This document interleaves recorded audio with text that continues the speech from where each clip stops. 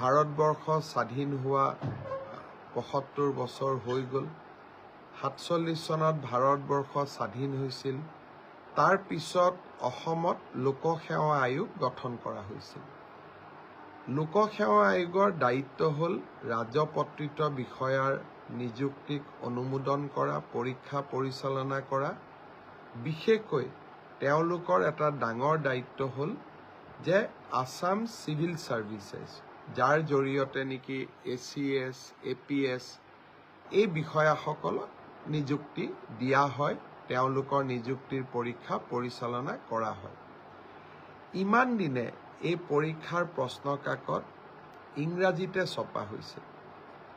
বঙাইগাঁৱত অনুষ্ঠিত অসম চৰকাৰৰ কেবিনেটে সিদ্ধান্ত লৈছিল যে আমি অসমৰ যিটো অফিচিয়েল লেংগুৱেজ, চৰকাৰী ভাষা, যাক আমি ৰাজ্যৰ সকলো কাম কাজতে ব্যৱহাৰ কৰোঁ, সেই ভাষাটো হ'ল অসমীয়া। আৰু এই অসমীয়াত আমি লোকসেৱা আয়োগৰ প্ৰশ্ন কাকত আমি প্ৰকাশ কৰিম।